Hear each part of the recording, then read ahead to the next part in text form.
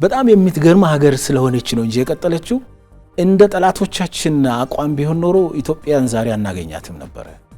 የኢትዮጵያ ብሔራዊ ጥቅምን ማስከበር የሌላ ሀገር ብሔራዊ ጥቅምን ማሳጣት አድርገው የሚወስዱ ሀገራት አሉ። 130 ሚሊዮን ህዝብ ትልቅ እድል ነው፣ ትልቅ ገበያ ነው፣ ትልቅ ሀብት ነው፣ ትልቅ ቴክኖሎጂ አምጪ ነው።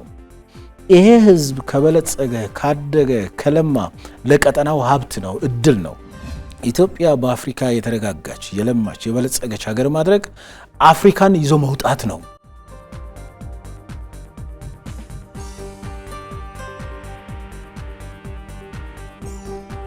ኢትዮጵያ የተረጋጋ ሀገረ መንግስት እንዳይኖራት ከፍተኛ ስራ ቀንና ማታ ከሚሰሩ ኃይሎች ውስጥ ግብጽ አንዷ ናት። የሚያሳዝነው ግን የአፍሪካ ሀገርና ልጆች መሆናችን ነው። ምክንያቱም እኛ አፍሪካውያን የተፈጥሮ ሀብት ችግር የለብንም። በጋራ መጠቀም ብንችል ለኛ ለአፍሪካውያን ብቻ ሳይሆን ለዓለም የሚተርፍ የተፈጥሮ ሀብት ያለን ብዙ ምክንያቶች አሉ። ይሄ አንደኛው ምክንያት የኮሎኒያሊዝምና የኒዮ ኮሎኒያሊዝም እሳቤዎች ቅሪት ነው። ይሄ አፍሪካውያን እርስ በርስ እንድንባላ፣ አፍሪካውያን እንዳንግባባ፣ አፍሪካውያን የተፈጥሮ ሀብት የሞላቸው ሆኖ በተፈጥሮ ሀብት ምክንያት የሚዋጉ ለምሳሌ ቀይ ባህርን ከሌሎች ዓለማት መጥተው የሌሎች ሀገሮች ብሔራዊ ጥቅም የሚያስከብር ሀገር እስከሆነ ድረስ አፍሪካውያን በጋራ ብንጠቀም ችግር አለው።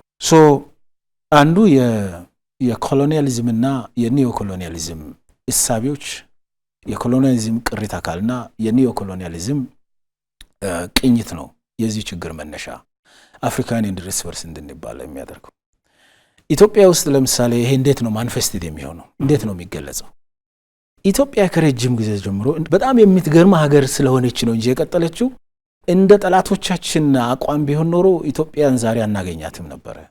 በጣም የምትገርም ሀገር ስለሆነች፣ ሪዚሊያንት ሀገር ስለሆነች፣ ሀገረ መንግስቱ ሾክን መቋቋም የሚችል ስለሆነ፣ ጊዜያዊ ችግርን ማለፍ የሚችል ስለሆነ፣ ኢትዮጵያዊነት እውነትም ምስጢር ስለሆነ፣ ኢትዮጵያዊነት ችግርን የማለፍ ብቃት ስለሆነ ነው እስከ ዛሬ ድረስ ኢትዮጵያ ይህንን ችግር ተቋቁማ የመጣችው። ለምሳሌ 1960ዎቹ ላይ በኢትዮጵያ አብዮት ሲፈነዳ የኢትዮጵያ አብዮት ሲፈነዳ በኢትዮጵያ ውስጥ የብሔር ጥያቄ በኢትዮጵያ ውስጥ ዳይቨርሲቲን መነሻ አድርገው ብዝሃነትን በአግባቡ ካለማስተዳደር በፊውዳሉ ዘመን ላይ በነበረው ብዝሃነትን በአግባቡ ካለማስተዳደር ስህተቶችን ተጠቅመው ኢትዮጵያን እርስ በርስ እንድንባላ ሰርተዋል። እነዚህ ኃይሎች ለምሳሌ በየሰፈሩ የመገንጠል ጥያቄ እንዲኖር ሆም ብሎ ይሰራሉ፣ ስፖንሰር ያደርጋሉ፣ ይገመግማሉ፣ ፖለቲካ ፓርቲ ያቋቁማሉ፣ ይሄዱበታል። ኤርትራን በዚህ ሂደት ነው የተገነጠለችው። ኦኬ ኤርትራ ተገንጥላለች፣ ግን ኤርትራ ስትወጣ ራሷን ስትችል የባህር በር ቢያንስ ሊኖርን ይገባ ነበር። ስለዚህ በብሔር ምክንያት ግጭት እንዲኖር የብሔር ድርጅቶች ከተቋቋሙ በኋላ ቅሬታዎች በየትም ሀገር ሊኖሩ የሚችሉ የመልካም አስተዳደር ችግሮች አገር እንዲያሳጡን እርስ በርስ እንዳንተማመን ስፖንሰር ይደረጋሉ።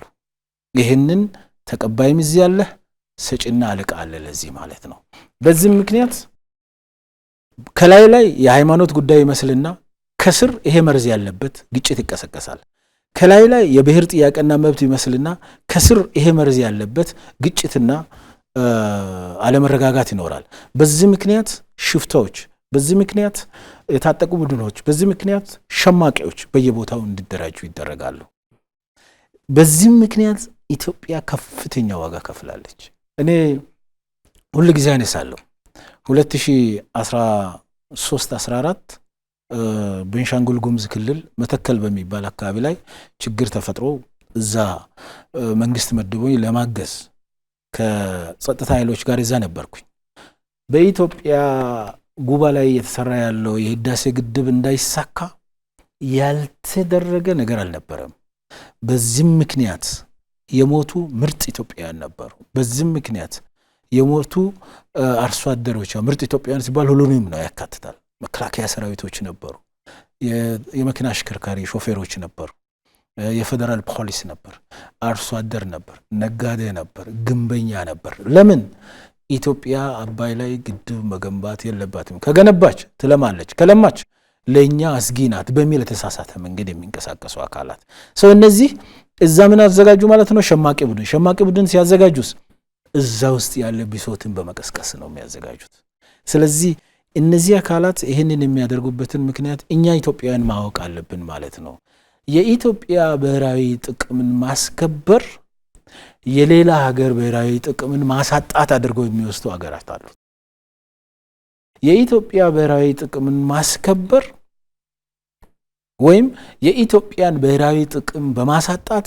የራሱን ብሔራዊ ጥቅም አስከብራሉ ብሎ የሚያምኑ ሀገራት አሉ እጅግ በጣም ኋላ ቀር እጅግ በጣም በ21ኛው ክፍለ ዘመን ተቀባይነት የሌለው 21ኛው ክፍለ ዘመን ሙቹዋሊ በነፊት የሚያደርግ አቅጣጫ ነው የምትከተለው አንተ መጥፋት አለብህ እኔ ለማለው ብለህ እንደ ሀገር መቀጠል አችልም ሁላችንም ለሁላችን በሚሆን መልኩ በመተሳሰብ እኛና ለምሳሌ ግብጽ የአፍሪካ ሀገሮች ነን ትልቅ ሪሶርስ አላት አፍሪካ እና ይሄንን ሪሶርስ በጋራ መጠቀም እንችላለን ይሄንን ሪሶርስ ኢትዮጵያ እንዳትጠቀም በማድረግ የሚጠቀም አካል ከዚህ በኋላ አይኖርም ኢትዮጵያ እኮ ግዙፍ ሀገር ናት ኢትዮጵያ 130 ሚሊዮን ህዝብ አላት 130 ሚሊዮን ህዝብ አላት ሲባል አንዳንድ ሰዎች እንደ ማስፈራራት ይወስዳሉ አይደለም 130 ሚሊዮን ህዝብ ትልቅ እድል ነው ትልቅ ገበያ ነው ትልቅ ሀብት ነው ትልቅ ቴክኖሎጂ አምጪ ነው ይሄ ህዝብ ከበለጸገ ካደገ ከለማ ለቀጠናው ሀብት ነው እድል ነው ይሄ ህዝብ ባልሆነ መንገድ በድህነት ውስጥ ይሄ ህዝብ ባልሆነ መንገድ በእርስ በርስ ግጭት ውስጥ ይሄ ህዝብ ባልሆነ መንገድ በእርስ በርስ መናቆር ውስጥ ከቆየ ለሀገሩ ብቻ አይደለም እኮ ዙሪያውን ፍላድ ያደርጋል ዙሪያ ላይ ያለውን በሰላም ማደር አይችልም ኢትዮጵያ is a big country እና ትልቅ ሀገር ናት ትልቅ ፖቴንሻል ያለው ሀገር ናት ኢትዮጵያ በአፍሪካ የተረጋጋች የለማች የበለጸገች ሀገር ማድረግ አፍሪካን ይዞ መውጣት ነው ኢትዮጵያ ደግሞ የሚትፈልገው ፍላጎቷ ምንድነው ከጎረቤቶቿ ጋር በጋራ ማደግ ከጎረቤቶቿ ጋር በጋራ መበልጸግ የተፈጥሮ ሀብትን በጋራ መጠቀም ነው ኢትዮጵያ የምትጠላው አንድ ነገር ብቻ ነው ኢፍትሃዊነትን አትቀበልም ኢትዮጵያ የምትጠላው እናንተ እየተራባችሁ እኛ እንጠግባለን የሚል እይታ አትቀበልም እናንተ ጨለማ ውስጥ ሆናችሁ እኛ ብርሃን ውስጥ እንሆናለን የሚል እይታ አትቀበልም እናንተ እርስ በርስ እየተባላችሁ እኛ በተረጋጋ የሀገረ መንግስት ግንባታ ውስጥ እንኖራለን የሚለውን ብቻ ነው ማትቀበለው ኢትዮጵያ በጋራ ማደግን በጋራ መበልጸግን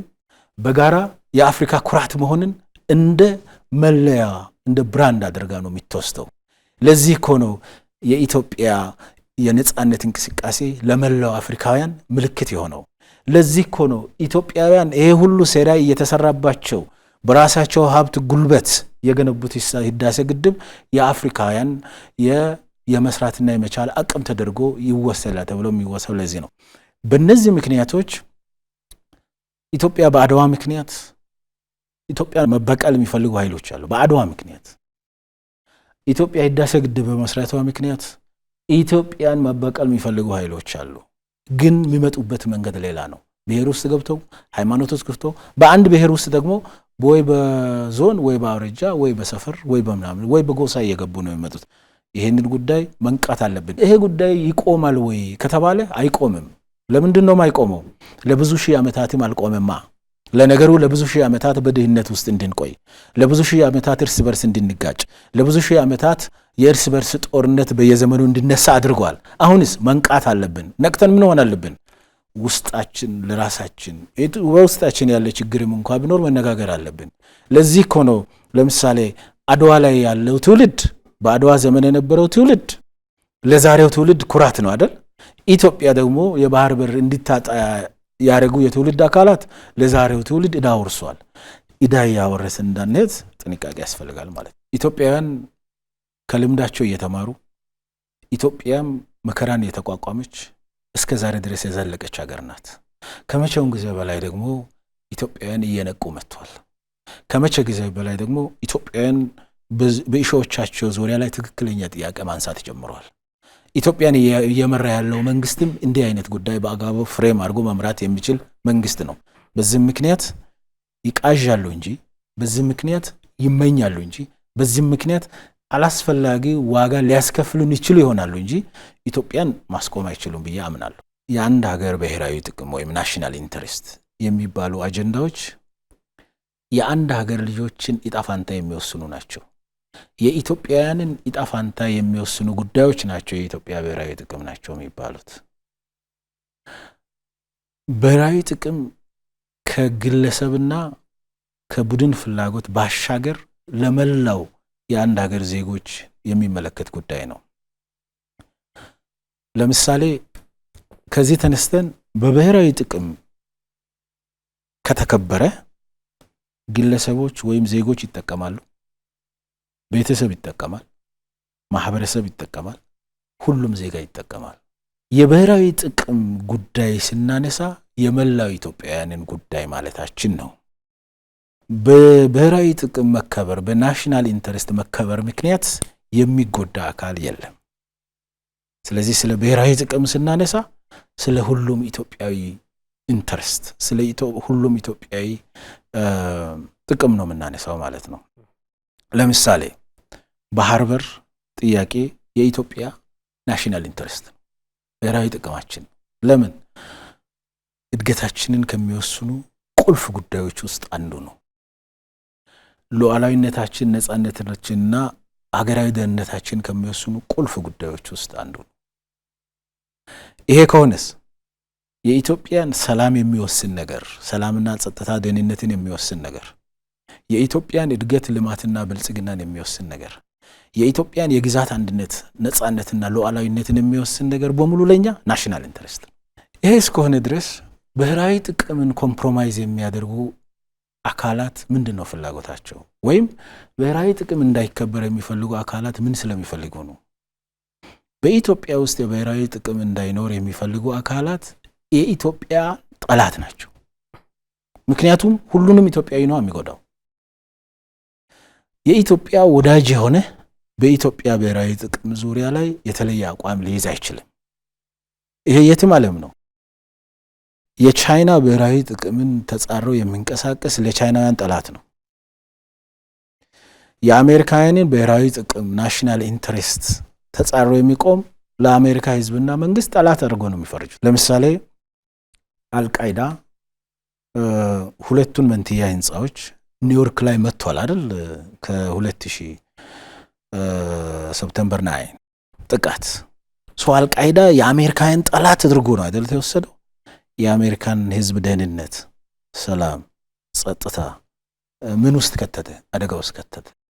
አሜሪካን ተባብሮ አልቃይዳ መሪዎች ላይ ሁሉ አይነት እርምጃ ይወሰድ ብሎ ነው አይደል ተንቀሳቀሱት? ልክ እንደዛው ናሽናል ኢንተረስት አሜሪካ ላይ ሌላ፣ ኢትዮጵያ ላይ ሌላ አይደለም። ብሔራዊ ጥቅም ዙሪያ ላይ ብሔራዊ መግባባት መፍጠር አለብን። በብሔራዊ ጥቅሞቻችን ዙሪያ በናሽናል ኢንተረስት ዙሪያ የጋራ አቋም ባለመያዛችን ምክንያት ኢትዮጵያ ውድ ዋጋ ከፍላለች። ለምሳሌ የባህር በር ጥያቄ ናሽናል ኢንተረስት መሆኑ ላይ የተዘበራረቀ አቋም በመኖሩ ምክንያት ኢትዮጵያ የባህር በር ጥያቄን ትናንት አታ ዛሬ መልሳ ለማግኘት እንቅስቃሴ ወይም ተጨማሪ ዋጋ እየከፈለች ነው። በናሽናል ኢንተረስት በብሔራዊ ጥቅሞቻችን ዙሪያ ላይ ብሔራዊ መግባባት ያለ አቋምና መከላከል መጠበቅ ያስፈልጋል ማለት ነው። መንግስት በዚህ ዙሪያ ነው እየሰራ ያለው። ይሄ ቅድም እንዳልኩት ነው። ናሽናል ኢንተረስትን ማስጠበቅ፣ ብሔራዊ ክብርና ጥቅምን ማስጠበቅ ከፓርቲ በላይ ነው። ከአንድ ዘመን አመራር ግሩፕ በላይ ነው። ትውልድ ተሻጋሪ ነው። የሀገር ጉዳይ ነው። ቀጣይነትን የሚያረጋግጥ ነው ማለት ነው። ናሽናል ኢንተረስትን ከፓርቲ ፖለቲክስ ጋር ማያያዝ፣ ናሽናል ኢንተረስትን የሆነ ቡድንን ወይም የሆነ ግሩፕን ከመጥላትና ከመውደድ ጋር ማያያዝ፣ ናሽናል ኢንተረስትን ኮምፕሮማይዝ በማድረግ ከውጭ ጠላት ጋር መቆም ታሪካዊ ስህተት ነው። ለድርድር አይቀርቡም። ኮምፕሮማይዝ አይደረግም። በአንድ ሀገረ መንግስት ግንባታ ውስጥ ለድርድር የማይቀርቡ ሁሉም የሀገሪቱ ልጆች፣ ሁሉም የሀገሪቱ ዜጎች በጋራ የሚከላከሏቸውና የራሳቸው አድርገው የሚሏቸው ጉዳዮች አሉ። ከነዚህ ውስጥ አንዱ ብሔራዊ ጥቅሞቻችንን በተመለከተ ነው። ስለዚህ በዚህ ዙሪያ ላይ የተጀመረው ስራ መጠናከር አለበት። ውይይቶቹ መጠናከር አለባቸው። ሚዲያዎች በዚህ ዙሪያ ላይ ህዝቡን ማንቃት አለበት። ሚዲያዎች በዚህ ዙሪያ ላይ ሳይለንት ማጆሪቲ የሚያምኑ ግን ወጥተው የማይናገሩ ድምጾች ባለመሰማታቸው ምክንያት ስህተት እንዳይሰራ ጥንቃቄ ማድረግ አለባቸው። ምሁራን ከዚህ አኳያ አርቲክል መጻፍ አለባቸው። የአርት ሰዎች ከዚህ አኳያ የተለያዩ የአርት ስራዎችን መስራት አለባቸው። የስነ ጽሁፍ ሰዎች ከዚህ አኳያ ህብረተሰቡን የሚያነቃቁ የስነ ጽሁፍ ስራዎችን መስራት አለባቸው። የፖለቲካ ኃይሎች ከዚህ አኳያ ብሔራዊ ጥቅምን ኮምፕሮማይዝ የሚያደርግ ፖለቲካ አይደለም። ብሔራዊ ጥቅምን አሳልፈው የሚሰጥ ፖለቲካ አይደለም። የለም እንደዛ አይነት ነገር። አገር እንደዛ አይገነባም። ስለዚህ እኛ ለምሳሌ እንደ ሀገር የመድብለ ፓርቲ ስርዓት እንከተላለን ሲባል ኢትዮጵያውያን የተለያየ የፖለቲካ አመለካከቶችና አማራጮች ቀርቦ ከዛ ውስጥ የተሻለውን መምረጥ መብታቸውን መጠቀም አለባቸው ሲባል ብሔራዊ ጥቅሞቻችንን የሚሸጡ የሀገርን ነጻነት፣ የሀገርን ሰላም፣ የሀገርን ሉዓላዊነት ኮምፕሮማይዝ የሚያደርጉ ኢትዮጵያ እንድትዳከም ወይም እንድትፈርስ የሚሰሩ ከውጭ ጠላቶች ጋር እንደፈለገ የሚሆን ኃይል እንደፈለገ የሚፈነጭበት የፖለቲካ ልምምድ ይኑር ማለታችን አይደለም። ይሄማ ሁላችንን ነው የሚጎዳው። ስለዚህ ናሽናል ኢንተረስት ላይ ብሔራዊ ጥቅም ላይ በጋራ ለመቆም ሁላችንንም ይጎዳል። ብሔራዊ ጥቅማችንን በማስከበር ሁላችንንም ይጠቅመናል ማለት ነው። ናሽናል ኢንተረስት ኮምፕሮማይዝድ ሲሆንና በናሽናል ኢንተረስት ዙሪያ ላይ የተበላሸ እይታና አቋም ሲኖር ሁሉንም ኢትዮጵያዊ ይጎዳል። በናሽናል ኢንተረስት ላይ ሁላችን የተቀራረበ አቋም ስንዝና የናሽናል ኢንተረስት የጋራ ፍላጎታችንን ስንከላከል ሁላችንም ተጠቃሚ እንሆናለን። ስለዚህ ሰላማችን እንዲጠፋ የሚሰሩ ሰዎች፣ ህብረታችንና አንድነታችን እንዲጠፋ የሚሰሩ ሰዎች ትላልቅ አጀንዳዎቹ ዙሪያ ላይ ዲል እንዳናረግና በየጊዜው ስለ ሽፍታ ያወራን ጊዜያችን እንድናሳልፍ የሚፈልጉ ሰዎች ብሔራዊ ጥቅም ትላልቅ ጉዳዮች ዙሪያ ላይ ኢትዮጵያውያን የጋራ አቋም መያዝ እንዳንችል የሚፈልጉ ስለሆነ እዚህ ላይ በጋራ መቆም አለብን ብዬ አምናለሁ።